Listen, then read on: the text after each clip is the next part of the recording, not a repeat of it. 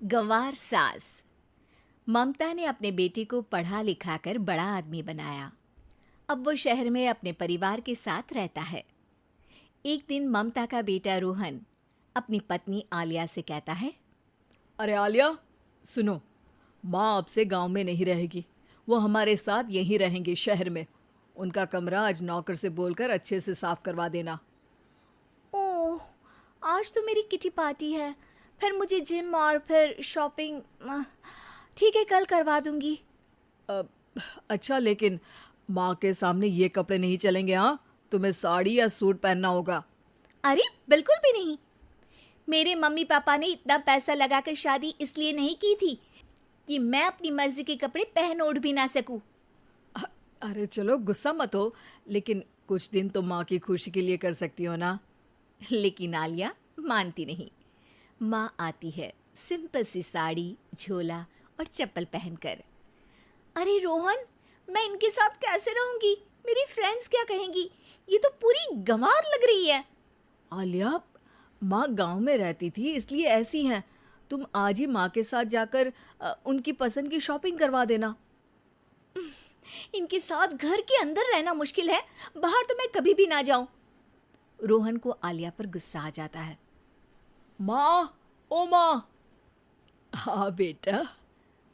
वो माँ को ले जाने के लिए उनका हाथ पकड़ता है कि अरे माँ, तेरे हाथ अभी तक इतने कड़े हैं, तूने इसका कोई इलाज नहीं किया? अरे बेटा, इसका कोई इलाज नहीं। वैसे भी मुझे कोई शर्म नहीं कि मेरे हाथ मुलायम नहीं है, क्योंकि इन्हीं हाथों से मेहनत कर मैंने तुझे बनाया है बेटा। अगले दिन माँ, मैं ऑफिस जा रहा हूँ।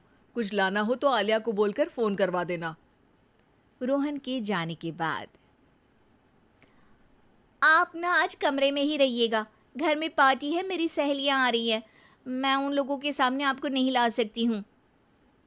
ठीक है बहू, लेकिन तुम कहो तो मैं कुछ खाने को बना दूँ तुम लोगों की पार्टी के लिए।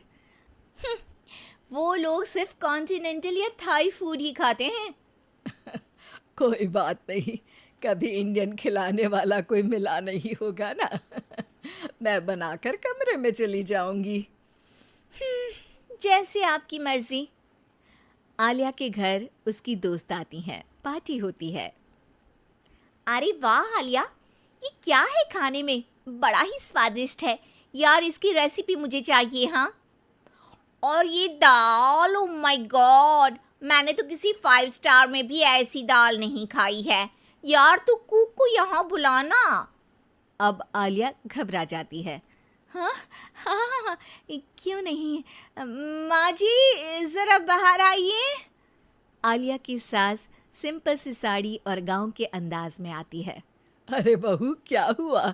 खाना पसंद नहीं आया क्या? बहू? अरे ये गांव से दिखने वाली औरत तुम्हें बहू क्यों बोल रही है? कौन है ये? वो हमारी नई नौकरानी है। सास बहू की बात सुनकर बहुत दुखी हो जाती है। वो सर झुकाकर जा ही रही होती है कि एक सहेली बोल पड़ती है। अरे कहाँ जा रही हैं माँ जी? वो उठकर उनके पैर छूती है। जीती रहो बेटा।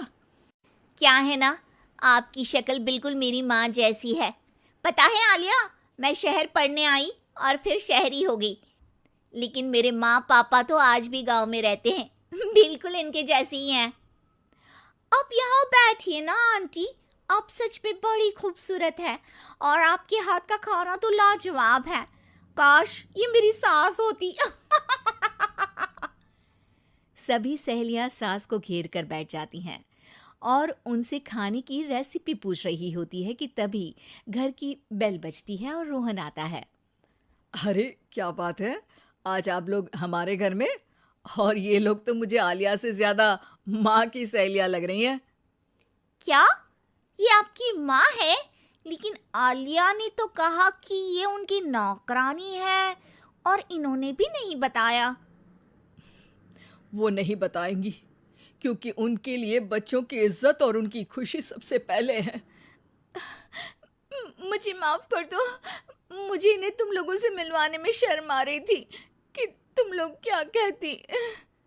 अरे अब तो हमें शर्म आ रही है कि तुम हम लोगों की सहेली हो।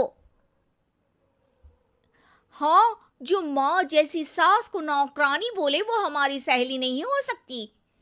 ये बोलकर सभी वहां से जाने लगती है कि सास बोलती है, आलिया की तरफ से मैं तुम लोगों से माफ़ी मांगती हूँ।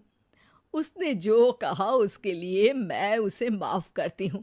अब तुम लोग भी उसे माफ़ कर दो, क्योंकि अगर तुम लोगों ने उससे दोस्ती तोड़ी तो फिर मेरे हाथ का खाना कैसे खाओगी?